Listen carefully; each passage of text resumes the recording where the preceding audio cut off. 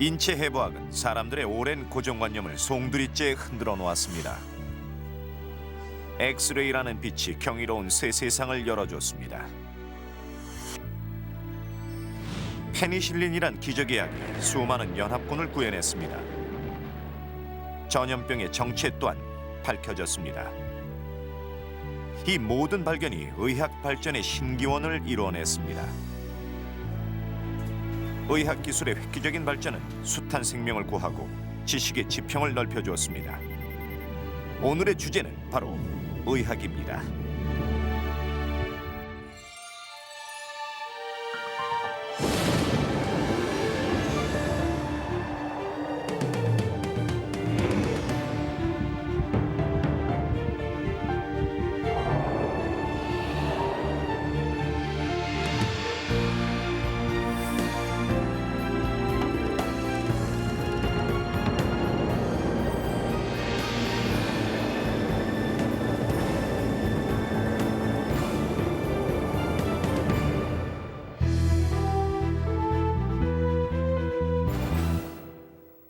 고대 그리스에서는 질병을 치료할 때 해부학적 지식보다 철학에 대한 이해를 중요시했습니다.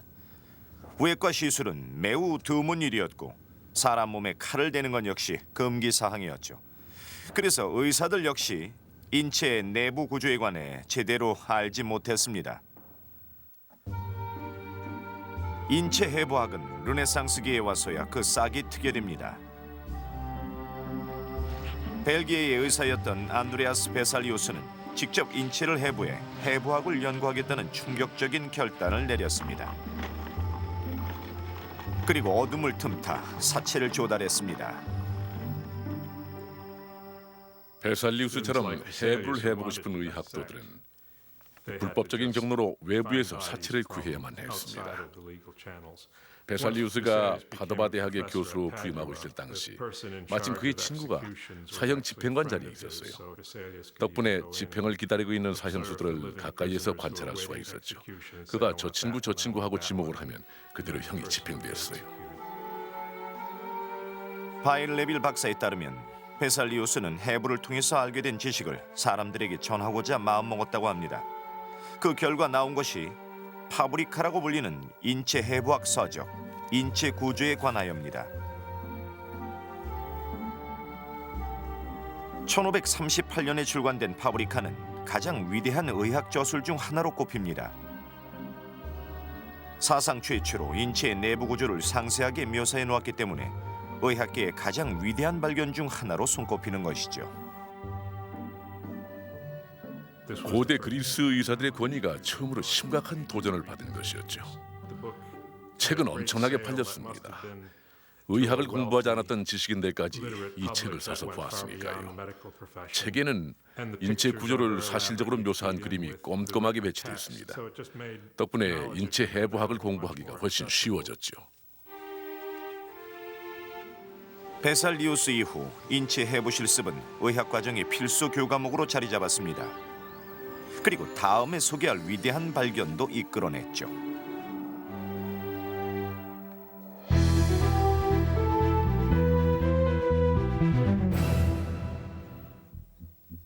사람의 심장은 주먹만한 크기의 근육입니다. 하루에 10만 번도 넘게 뛰니까 70세가 되면 20억 번 이상을 뛰게 됩니다. 그렇게 1분에 20리터씩 혈액을 뿜어냅니다. 혈액은 동맥과 정맥으로 이루어진 복잡한 길을 따라 몸 구석구석을 돕니다.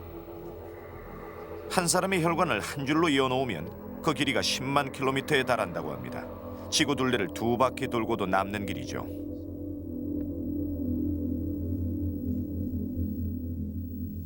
하지만 17세기 초까지만 해도 혈액의 순환에 대해 알려진 바가 거의 없었습니다. 혈액이 연조직에 나 있는 작은 구멍을 통해 심장벽을 가로질러 이동한다는 학설이 지배적이었죠. 영국의 의사였던 윌리엄 하비도 그 학설을 믿었던 사람입니다. 그는 심장의 역할에 관심이 많았습니다. 그런데 해부대 위에서 동물의 심장 박동에 관해 연구하면 할수록 혈액의 흐름에 관한 기존 학설이 옳지 않다는 것을 깨닫게 됐습니다. 처음에 그는 어쩌면 혈액이 순환 운동을 하는 게 아닐까라는 생각이 든다고 했습니다. 그리고 나중에는 자신은 그것이 사실임을 알게 되었다고 덧붙였죠. 해부를 통해 하비는 심장에는 혈액이 한 방향으로만 흐르도록 제어하는 판막이 있다는 사실을 알게 됐습니다.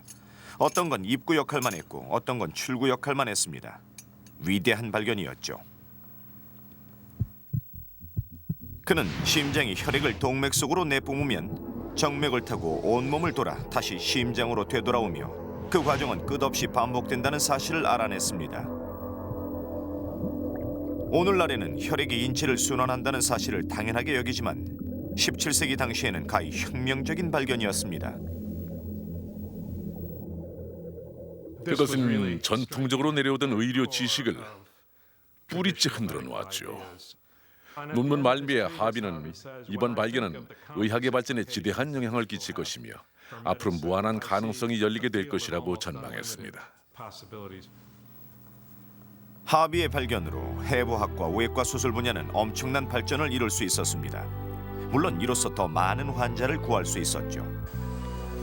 전 세계 외과 수술실에서는 출혈을 막고 환자의 혈액 순환을 유지하기 위해 지혈겸제라는 것을 사용합니다. 간단한 도구지만 윌리엄 하비의 위대한 발견이 없었다면 불가능했을 것입니다.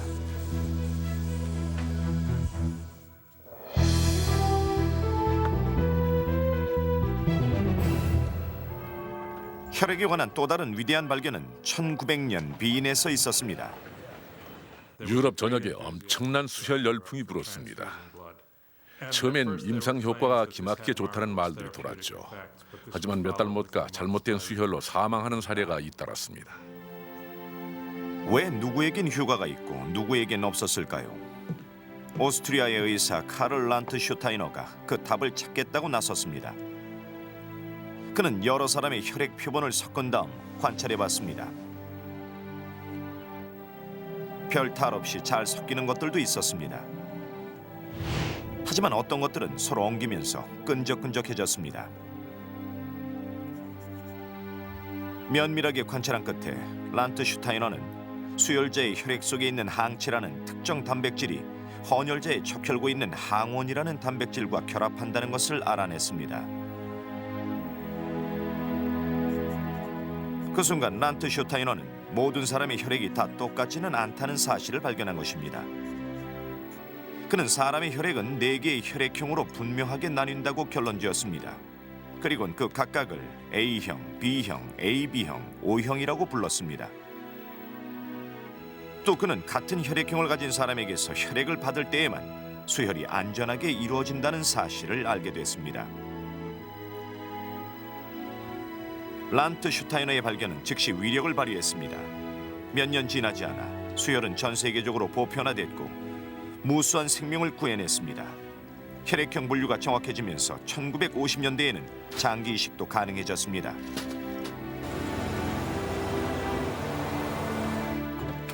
오늘날엔 미국에서만 3초에 한 번꼴로 수혈이 이루어지고 있습니다. 또 수혈이 없었다면 매년 450만 명의 환자가 목숨을 잃었을 것이라고 합니다.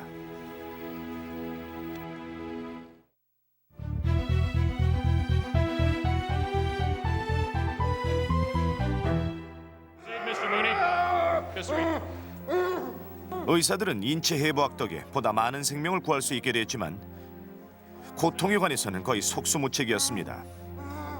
마취가 없었으니 수술은 끔찍한 악몽이었죠. 환자를 수술대에 묶어놓고는 의사는 최대한 빨리 수술을 했습니다. 그렇게라도 고통의 시간을 줄여줘야만 했습니다. 1811년에 수술을 받은 한 여인의 체험담입니다. 그 섬뜩한 칼이 파고 들어와 정맥과 동맥, 살과 신경을 잘라내는데 비명을 질러도 된다는 의사의 충고는 별 도움이 안 됐죠. 어차피 수술 내내 비명을 질러댈 수밖에 없었으니까요. 정말이지 못 견디게 고통스러웠어요. 수술은 최후의 수단이었어요. 외과 의사의 칼에 몸을 내맡기느니 차라리 그냥 죽고 말겠다는 사람이 꽤 많았죠. 하든 박사에 따르면 수세기 동안 수술의 고통을 덜어주기 위해 갖가지 방법이 쓰였다고 합니다. 아편이나 맨드레이크의 뿌리 추출액 같은 것은 꽤 효과가 있었죠. 1840년대에는 보다 효과적인 마취제를 찾아보려는 사람들이 나타났습니다. 호리스 웰스와 윌리엄 모턴은 보스턴의 치과 의사들로 서로 아는 사이였죠. 또 크로포드 롱은 조지아 작은 마을의 의사였습니다. 그들은 통증 완화 효과가 있다고 생각했던 화학물질 2가지를 실험해봤습니다. 웃음가스라고도 부르는 이산화질소와 알코올과 황산의 혼합액인 에테르였죠. 정확히 누구의 발견인지는 밝혀지지 않았습니다. 세 의사가 다 자기의 발견이라고 주장했거든요. 마취가 처음 일반에 선보인 것은 1846년 10월 16일이었습니다. 윌리엄 모턴은 에테르로 수개월간 실험을 거듭했습니다. 수술 환자의 고통을 없애줄 수 있는 적정량을 찾기 위해서였죠. 그는 보스턴의 외과 의사와 의학도들을 모아놓고 자신이 개발한 특수장치를 선보이는 시연회를 열었습니다. 우선 목의 종양 제거 수술을 받을 환자에게 에테르를 투여했습니다. 그리고는 기다렸습니다. 외과 의사가 메스를 댔습니다.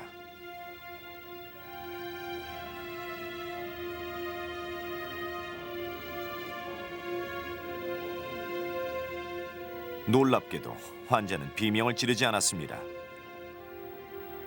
환자는 수술 내내 전혀 아무것도 느끼지 못했다고 했고 소문은 급속도로 퍼져나갔습니다. 수술의 고통이 해결된 것입니다. 마취법이 발견된 것이죠.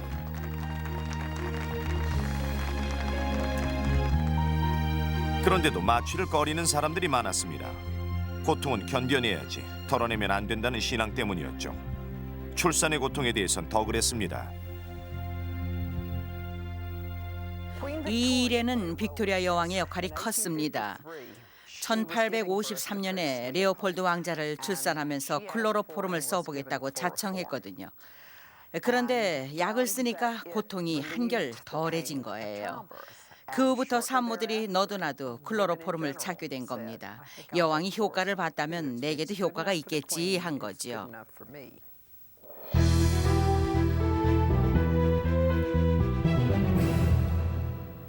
엑스레이가 발견되지 않았다면 어땠을지 상상도 안 됩니다.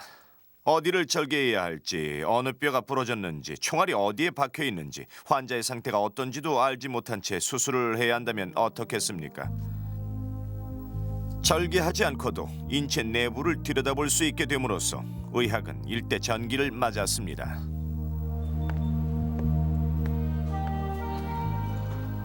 보다 자세한 설명을 듣기 위해 예일 대학의 역사 교수인 베티 앤 홀츠먼 캐블레스를 찾아갔습니다.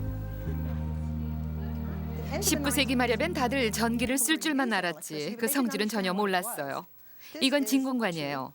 제가 알기론 지멘스사가 렌트겐이 썼던 걸로 짐작되는 것을 똑같이 본떠 만든 복제품이죠. 여기에서 렌트겐은 독일의 물리학자 빌헬름 렌트겐입니다. 1895년에 렌트겐은 진공 상태의 유리관인 음극성관을 가지고 실험을 하고 있었습니다. 그러다 진공관에서 나온 광선에서 어떤 빛이 발하는 것을 보고 깜짝 놀랐습니다. 그는 검은 종이로 진공관을 싸맨 다음 실험실을 어둡게 해봤습니다. 그리고는 진공관을 켰습니다. 잠시 후 놀랄 일이 벌어졌습니다. 안에 있던 사진 건판이 빛나는 것이었습니다. 그래서 뭔가 이상하게 돌아간다는 걸 알았죠. 거기서 나오는 광선이 모든 음극선은 아니라는 것도 알았고요. 또 자기력에는 반응을 안 한다는 사실도 발견했죠. 음극선처럼 비껴가게 할 수도 없었어요. 전혀 새로운 것이었죠. 그래서 X자를 붙인 거예요. 미지수란 뜻에서요. 그렇죠. 렌트겐은 이 신비의 광선을 너무도 우연히 발견했기에 엑스레이라는 이름을 붙였습니다. 몇 주일 동안 고심을 거듭한 끝에 렌트겐은 아내를 불렀어요. 그리고는 여보, 내가 뭘 하고 있는지 당신한테 꼭 보여주고 싶어. 근데 딴 사람은 아무도 안 믿을 일이야 하면서 아내의 손을 광선 아래에다 놓고 찍었어요. 그 영상은 이 사진하고 아주 비슷했을 거예요. 아내는 아마 이랬겠죠. 내 주검을 보아버렸구나. 그 시절에는 죽기 전에는 해골을 볼 수 없었거든요. 살아있는 사람의 신체 일부를 그런 식으로 본다는 것은 정말로 상상도 못할 정말 일이었죠. 끔찍했겠네요. 감춰진 세계로 통하는 비밀의 문을 열어젖힌 것만 같았습니다. 렌트겐은 진단의학을 혁명적으로 변화시킬 막강한 신기술을 발견한 것이었습니다. 과학사를 통틀어 간절하게 찾아 헤매는 이 하나 없이 우연히 발견이 이루어진 것은 오직 엑스레이뿐이에요. 완전히 우연이었죠. 하지만 워낙 대단한 발견이라 즉시 전 세계가 인정을 했어요. 논란도 없었죠.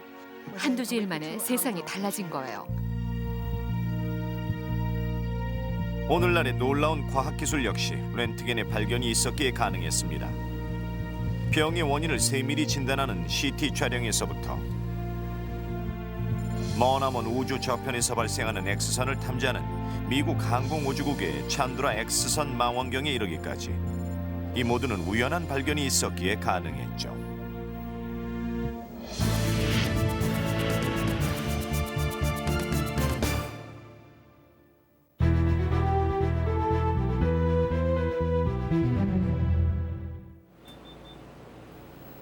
엑스레이처럼 뜻하지 않게 발견되는 것들이 있는 반면 이번에 소개할 세균설처럼 여러 과학자들의 끊임없는 노력들이 서로 더해져서 발견되는 것들도 있습니다. 1846년의 비인은 아름답고 세련된 도시였습니다. 하지만 비인 종합병원에는 죽음의 망령이 떠돌았습니다. 아기를 낳으러 온 산모들이 숱하게 죽어나갔습니다. 사망 원인은 산용열과 자궁 감염이었습니다. 병원에 새로 부임한 이그나즈 샘멜바이스 박사는 이런 상황에 몹시 놀란 한편 아주 이상한 점을 한 가지 발견했습니다. 병동이 2개 있었는데 한쪽 병동에선 의사들이 직접 아기를 받았고 다른 한쪽 병동에선 산파들이 아기를 받았어요. 그런데 샘멜바이스가 가만히 보니까 의사들이 직접 맡고 있는 병동의 산모들은 7%가 소위 말하는 그 산용열 때문에 죽어갔는데 산파들이 맡은 산모들은 겨우 2%만 그 병으로 죽은 거예요. 도무지 석연치가 않았죠. 더 많이 배운 의사들 쪽이 뭐가 나아도 나아야 하는 건데 말이에요. 샘멜바이스는 그 이유를 밝혀내기로 마음먹었습니다. 그는 의사들은 산모들이 사망하면 그 부검까지 도맡아 처리하고 있는데 반해 산파들은 그런 일을 하지 않는다는 사실에 주목했어요. 부검을 마친 의사들은 손도 안 씻고 아기를 받거나 산모들을 검진했어요. 꼭 자동차를 손보고 나서 그 기름 묻은 손 그대로 다른 차를 손보는 정비공 같았죠. 하긴 정비공이야 굳이 닦을 필요도 없긴 하죠. 샘멜바이스는 눈에는 안 보이는 무언가가 의사들의 손에 묻어와 산모들을 죽게 만드는 걸지도 모른다고 생각했습니다. 그는 곧장 확인 작업에 들어갔습니다. 그는 우선 자기가 데리고 있던 의학도들의 손을 염소 용액으로 씻어보게 했습니다.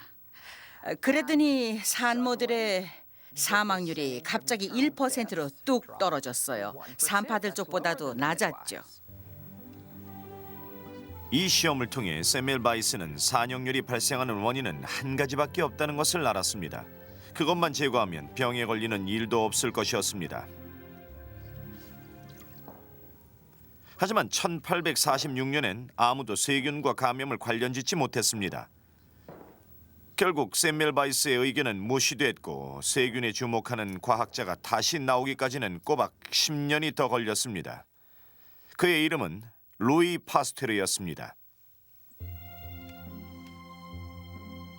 파스테르는 자식 5 중 3을 장티푸스로 잃었습니다. 아마 그 때문에 전염병의 원인을 밝혀내기로 마음먹었던 것 같습니다. 파스테르가 제대로 방향을 잡은 것은 맥주와 포도주 산업 덕분이었습니다. 파스테르는 자국의 포도주 산업을 망쳐놓는 원흉을 찾고 있었습니다. 그러다 상한 포도주들이 세균 같은 미생물에 오염돼 있다는 것을 발견했습니다. 세균 때문에 포도주가 쉬어지는 것이었죠. 하지만 그 세균들은 간단한 열 처리만으로도 죽어버렸고 포도주는 멀쩡했습니다. 파스테르 살균법이 등장한 것입니다.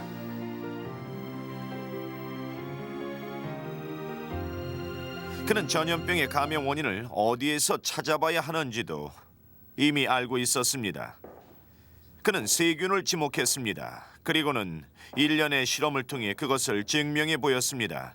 그렇게 해서 완성된 것이 바로 세균설입니다. 현대의학의 출발점은 사실상 세균설이죠. 세균설의 핵심 이론은 바로 한 개의 미생물이 모두에게 한 가지의 질병만을 일으킨다는 것이에요.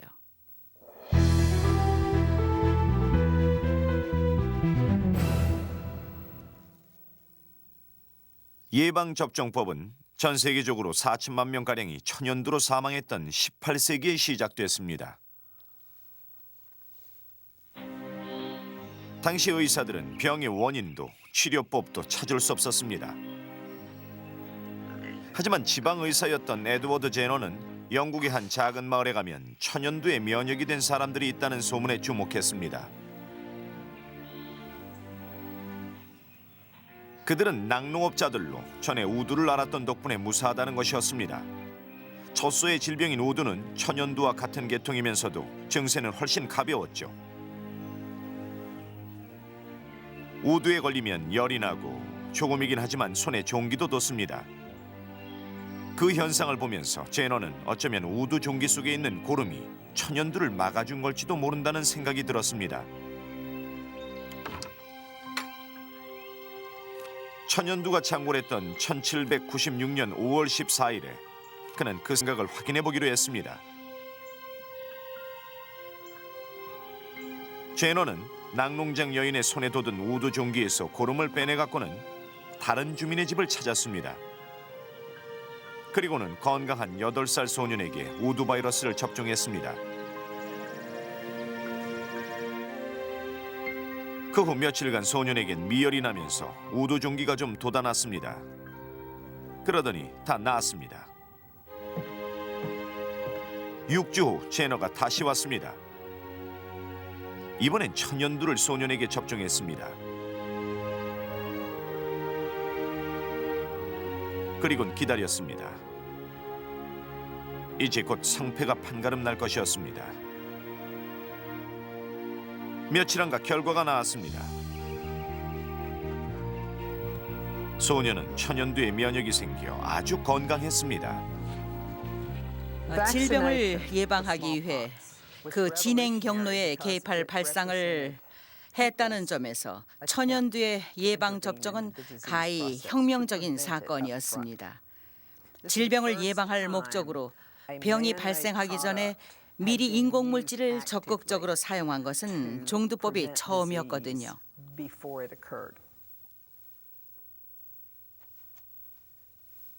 제너의 발견이 있고 50년 후 루이 파스테르는 사람의 광견병과 양의 탄저병 백신을 개발함으로써 예방접종의 개념을 한층 넓혀 놓았습니다.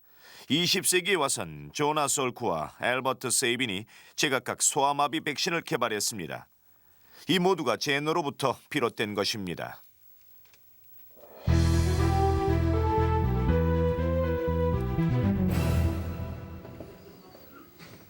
비타민은 같은 문제를 해결하기 위해 제각각 오랜 세월에 걸쳐 연구해온 과학자들에 의해 발견됐습니다.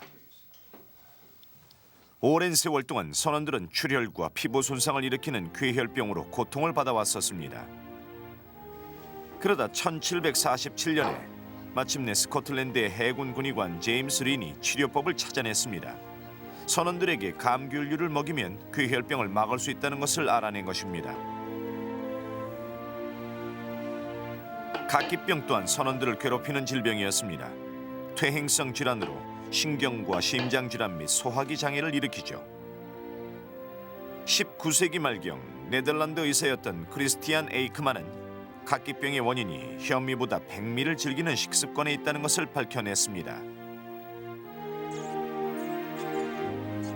이 두 사례는 질병이 영양소 결핍과 관계가 있다는 것을 보여줍니다.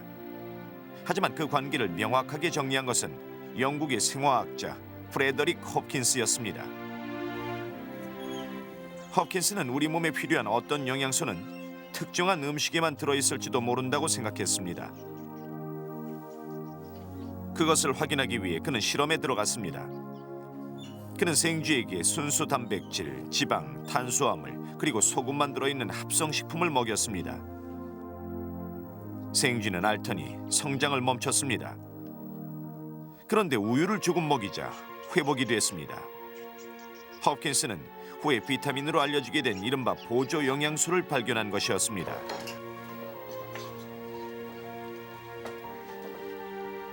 각기병의 원인은 티아민이라고 하는 비타민 B1의 결핍이라고 밝혀졌습니다.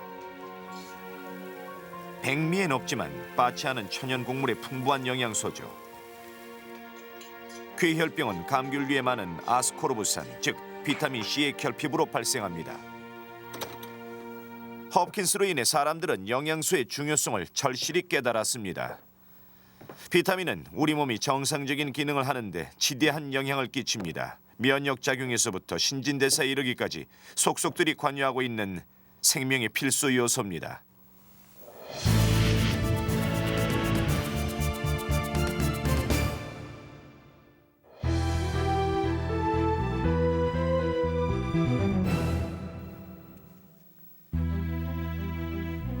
(1차) 대전의 사망자는 1,000만 명이 넘습니다. 그중 상당수는 상처에 감염을 입어 숨졌습니다. 그래서 전쟁이 끝난 후엔 세균의 감염을 막을 수 있는 안전한 방법에 대한 연구가 활발해졌습니다. 그중엔 스코틀랜드 의사 알렉산더 플레밍도 있었습니다. 포도상 구균을 연구하던 플레밍은 배양 접시에서 이상한 것이 자라는 것을 발견했습니다. 푸른 곰팡이인 페니실륨 노타툼이었습니다. 그런데 곰팡이 주변에 세균이 죽어 있었습니다. 그래서 그는 곰팡이에서 세균의 치명적인 물질이 나온다고 짐작하고는 그 물질을 페니실린이라 명명했습니다. 그로부터 몇 년 동안 플레밍은 페니실린을 추출해 치료제로 만들어 보려고 애썼습니다. 하지만 실패였습니다. 애쓴 보람도 없이 그는 결국 포기하고 말았습니다. 옥스퍼드 대학의 하워드 플로리와 에른스트 체인은 1935년에 미완성인 플레밍의 연구 기록을 접하고는 흥미를 느꼈습니다. 둘은 연구를 해보기로 했습니다. 이번엔 페니실린을 추출해 정지하는 데 성공했습니다. 1940년엔 실험도 했습니다. 그들은 생쥐 8마리에게 치명적인 양의 연쇄구균을 주사했습니다. 그리고는 그중 4마리에게만 페니실린을 주사했습니다. 결과는 몇 시간 안가 나왔죠. 페니실린을 맞지 않은 생쥐들은 모두 죽었지만 맞은 것들은 4 중 3이나 살아있었습니다. 플레밍으로부터 플로리와 체인을 거쳐 세계 최초의 항생물질이 태어난 것입니다. 그건 기적의 약이었죠. 사람들을 끔찍하게 괴롭혀댔던 수없이 많은 질병들을 치료할 수 있는 길을 열어줬으니까요. 폐혈증, 류머티스열, 성홍열, 매독, 임질 같은 것들을요. 이젠 아무도 치명적인 병으로는 안 여기게 됐죠.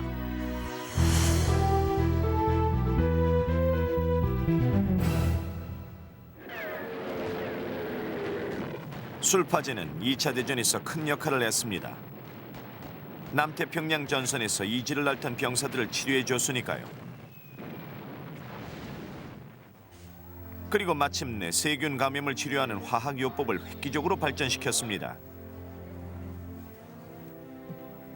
이 모든 것을 일궈낸 사람은 병리학자 게르하르트 도마크였습니다. 1932년에 도마크는 새로운 화학염료들을 의료용으로 쓸 수 있을지 연구하고 있었습니다. 그는 새롭게 합성된 프론토실이라는 화학염료를 연쇄구균에 감염되어 있는 실험실 수행지 몇 마리에게 조사해봤습니다. 염료는 도마크가 바라던 대로 세균에 들러붙었습니다. 하지만 세균은 죽지 않았습니다. 독성이 부족했던 것 같았습니다. 그런데 깜짝 놀랄 일이 일어났습니다. 세균을 죽이진 못했지만 더 이상 퍼지지 못하게 막은 것입니다. 감염은 멎고 생쥐는 회복됐습니다. 도마크가 언제 처음 프론토시를 사람에게 썼는지는 확실치 않습니다. 하지만 이 신약은 연쇄구균에 심하게 감염됐던 한 소년을 구하면서부터 유명해졌습니다. 그 소년의 이름은 프랭클린 루즈벨트 2세였죠. 미국 대통령의 아들이었습니다. 그 순간부터 도마크의 발견은 일대 사건이 됐습니다. 프론토실에는 술파닐아미드라는 분자 구조가 들어 있습니다. 그래서 그 이름을 따 술파제라고 불리기 시작한 것이죠. 세균 감염을 예방 치료할 수 있는 화학 물질이 만들어졌습니다. 도마크는 새롭고도 획기적인 질병 치료의 길을 열어놓았던 것입니다. 이 기적의 약을 발명함으로써 수많은 생명을 구할 수 있게 된 것입니다.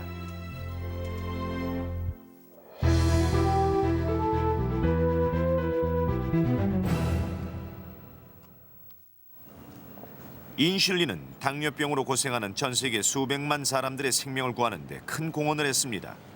당뇨병은 몸의 당 처리 기능을 무력화시키는 질병입니다. 실명이나 신부전, 심장 질환이 올 수도 있고 심하면 사망할 수도 있습니다. 의사들은 수세기 동안 치료법을 찾아 헤맸지만 성과가 없었습니다. 1800년대 말에야 돌파구가 생겼습니다. 당뇨병 환자들의 몸에서 공통점이 발견된 것입니다. 모두 췌장에 있는 세포들이 상해 있었습니다. 혈당 조절 호르몬을 분비하는 세포였습니다. 그 호르몬은 인슐린이었습니다. 1920년엔 또 다른 돌파구가 생겼습니다. 캐나다의 의사 프레더릭 벤팅은 대학원생이던 찰스 베스트와 함께 개의 췌장에서 인슐린이 분비되는 과정을 연구하고 있었습니다. 혹시나 하는 마음에 벤팅은 건강한 개의 인슐린 분비 세포에서 뽑아낸 추출물을 당뇨병을 앓고 있던 개에게 주사해봤습니다. 그 결과는 놀라웠습니다. 몇 시간도 안 돼 당뇨병에 있는 개의 혈당치가 눈에 띄게 줄어들었던 것입니다. 그때부터 벤팅의 팀은 사람의 인슐린과 흡사한 인슐린을 가진 동물을 찾아 나섰습니다. 젖소의 태아에 들어있는 것이 가장 흡사했습니다. 만전을 기하기 위해 정제를 한 다음 1922년 1월에 첫 번째 임상 실험을 했습니다. 벤팅은 당뇨병으로 죽어가던 14살 소년에게 인슐린을 투여했습니다.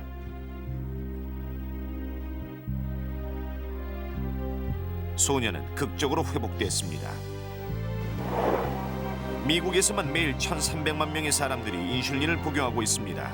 벤팅의 발견이 얼마나 대단한지는 수많은 당뇨병 환자들이 몸소 증명해주고 있죠.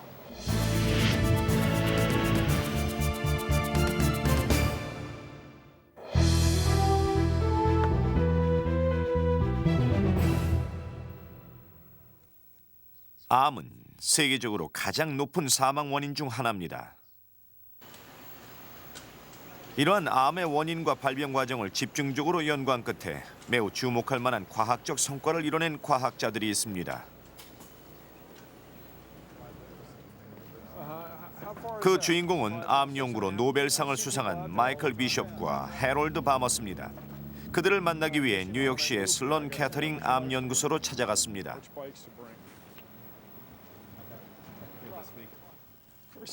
두 사람이 암 연구를 위해 처음 손잡은 것은 1970년대였습니다. 그 당시에는 암의 원인에 대해 이론이 분분했었습니다. 악성 세포는 상당히 복잡하지요. 그건 그저 복제만 하는 게 아니라 공격도 할 수 있는 세포죠. 새 혈관을 만들게 할 정도로 기능도 복합적이고요. 닭의 암을 유발하는 바이러스인 루 6종 바이러스에 관한 이론도 있었습니다. 그 이론에 따르면 닭의 세포에 침입한 바이러스는 숙주의 DNA에 유전 물질을 주입하게 되는데 그 DNA가 후에 암 유발인자로 작용한다는 것입니다. 또 다른 이론은 루 6종 바이러스가 숙주의 세포에 유전 물질을 주입하더라도 암을 유발하는 유전자는 활동하지 않는다는 것입니다. 유해한 화학 제품이나 방사선, 바이러스 감염 같은 외부 자극이 있기 전에는 조용히 잠복해 있다는 것입니다. 바머스와 비숍은 세포에 암을 유발시키는 능력을 가진 이른바 암 유전자에 초점을 맞췄습니다. 가장 근본적인 의문점은 사람의 세포가, 사람의 염색체가 바이러스의 경우처럼 암을 유발하거나 그럴 가능성이 있는 암 유전자를 가지고 있느냐 하는 거였죠. 종양 유발 유전자요. 종양 유발 유전자, 암 유발 유전자가 있는지 여부죠. 그래서 알아내셨나요? 처음엔 닭을 주시했죠. 이 바이러스의 출처였으니까. 닭에서도 찾고 나중에 다른 새에게서도 찾고 포유동물이나 사람에게서도 루 육종 바이러스의 암 유전자 같은 게 있는지 찾았죠. 우리가 했던 일은 루 육종 바이러스의 암 유전자가 닭의 염색체에 있는 정상적인 유전자하고 닮았는지를 알아볼 탐침으로 사용할 수 있는 방사능 분자를 만드는 거였습니다. 우리가 옳았죠. 그것은 획기적인 발견이었습니다. 두 사람은 암 유발 유전자가 닭에 감염되지 않은 정상세포 속 DNA에도 이미 있다는 것을 알아냈습니다. 더 나아가 사람의 DNA에도 그것이 있다는 것을 밝혀냈습니다. 암의 씨앗이 세포 형태로 우리 몸에 잠복해 있다는 것이 확인된 것입니다. 어떻게 우리 자신의 유전자가 우리한테 암을 유발할 수 있는 거죠? 세포가 분열할 때 오류가 생기거든요. 네. 세포가 무언가의 스트레스를 받으면 더 심해지게 되는데 우주선 같은 담배 연기. 담배 연기. 담배 연기도 좋은 예죠. 세포는 분열할 때마다 DNA의 염기쌍을 30억 개나 복제해야 한다는 것도 꼭 감안을 해야 합니다. 타자를 쳐본 사람이면은 그런 일이 쉽지 않다는 걸 알죠. 우리한텐 잘못된 걸 찾아내서 고치는 검증 메커니즘이 있어요. 하지만 그 양이 워낙 방대해지면 놓치는 일이 생깁니다. 그런데 왜 대단하다는 거죠? 과거 사람들은 정상적인 세포 안에 암을 유발하는 유전자가 내재해 있으리라고는 상상도 하지 못했죠. 요즘엔 모두 암이란 세포에 있는 특정 유전자에 생긴 조그만 변화 때문에 정상적인 성장과 활동을 하던 세포가 비정상적인 악성 세포로 변하게 되는 것이란 사실을 알게 됐죠. 그리고 이것은 암의 유전 체계를 처음으로 설명한 과학적 발표였습니다. 그것이 현대 암 연구의 기초를 닦았다는 말씀이신가요? 분자 차원에서 접근할 수 있는 암 연구의 토대는 거의 다 만들어졌다고 볼 수 있습니다.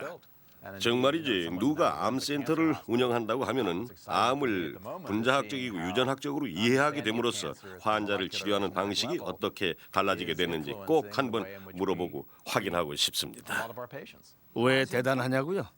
이젠 진단 프로그램을 통해 그 유전자를 반드시 찾아봅니다. 암의 행동을 예측하기 위해선 꼭 필요한 일이니까요. 무엇보다 치료 대상이 명확해지면은 예전 같으면은 꿈도 못 꿨을 맞춤 치료를 할 수 있으니까요.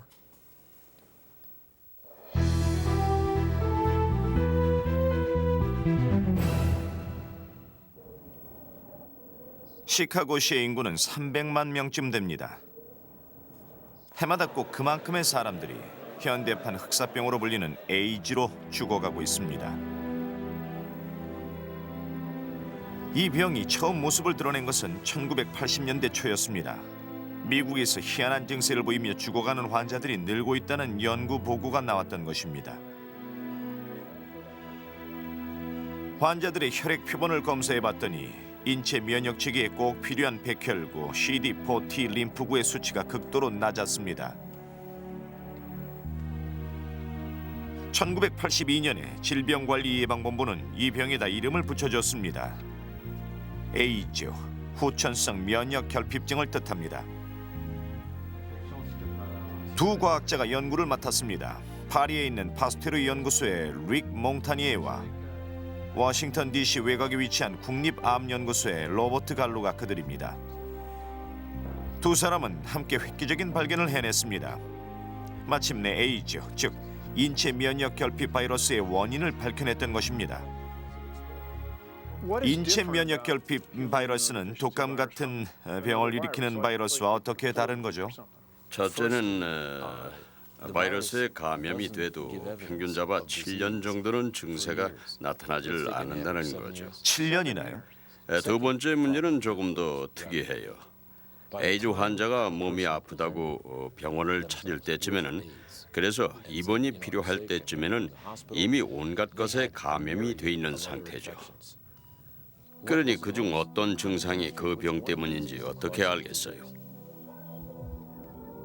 대개의 경우 바이러스는 숙주 세포를 감염시키고 자기 복제를 하기 위해서만 존재합니다. 보통은 숙주에 달라붙은 다음 자기의 유전 정보를 세포 속에다 주입하죠. 그 결과 바이러스는 세포의 정상 기능을 접수해 새로운 바이러스 입자를 생산하게 됩니다. 그리고는 그 입자들로 더 많은 세포들을 공격하죠. 에이즈 바이러스는 통상적인 바이러스가 아니에요. 과학자들이 레트로바이러스라고 부르는 바이러스 범죄에 속하는 아주 특이한 바이러스죠. 그건 어떤 점이 다르죠? 레트로바이러스는 특이해요. 레트로바이러스를 레트로바이러스답게 하는 특성이 있는데, 그것은 RNA 형태로 되어 있는 유전 정보가 DNA로 전환된다는 것이죠. 근데 문제는 그렇게 생긴 DNA예요. 그 DNA는 뭐가 문제죠? DNA는 우리의 유전자와 결합을 해서 우리의 몸의 일부가 돼버리거든요. T 세포군이 레트로 바이러스에 DNA가 포함된 채로 맞아요. 그 상태로 그대로 복제되는 거죠. 맞아요. 영원히 예, 회복 불능이군요. 바이러스의 유전 정보를 감춰뒀다가 복제하는 세포가 생기는 거죠. 다른 세포들은 조용히 숨어 있다가 나중에야 다시 나타나 바이러스를 복제해요. 굉장히 빠른 시간 안에 평생 감염을 지속시킬 수 있는 토대가 마련되는 것이죠. 그게 이 병 연구에서 가장 골치 아픈 부분입니다. 치료제는 아직 없습니다. 하지만 에이즈는 에이즈 바이러스가 일으키며 그것은 레트로 바이러스라는 사실을 밝혀냄으로써 이 병에 대처할 수 있는 길은 뚫린 것입니다. 레트로 바이러스, 그 중에서도 이 에이즈 바이러스가 발견됨으로써 달라진 게 있다면 뭔가요? 덕분에 항바이러스 약물요법이 가능하다는 것을 알게 됐죠. 바이러스로부터 공격을 받은 세포는 그 상태 그대로 복제되기 때문에 사람에게 심각한 부작용을 일으키지 않으면서 바이러스만을 제거하기란 거의 불가능하다고 그렇게 알려져 있었거든요. 그럼 항바이러스 치료에 대한 투자가 전혀 없었단 말인가요? 없었죠. 에이즈 덕분에 연구도 활성화되고 전 세계 제약회사와 대학들도 관심을 갖게 된 거예요. 사회적으로는 긍정적으로 작용한 면도 있습니다. 저도 선진국과 후진국이 어떻게 다른지 확실하게 알게 됐고요. 약만 떨어뜨려 줄 수는 없잖아요. 네. 사용법을 가르쳐줘야죠. 덕분에 아프리카 나라들하고도 좀 알게 됐습니다. 역설적으로 그 끔찍한 병 때문에 가까워지게 된 거군요. 그렇죠. 이런 위대한 발견들 덕분에 세계는 변화한 것입니다. 세균설에서부터 암의 근원을 밝혀내기에 이르기까지 이런 획기적인 발견들이 있었기에 무수히 많은 생명들을 구해내면서 지금과 같은 의학 발전을 이룰 수 있었던 것입니다. 자, 그럼 우리 또 다른 위대한 발견을 한번 기대해 볼까요?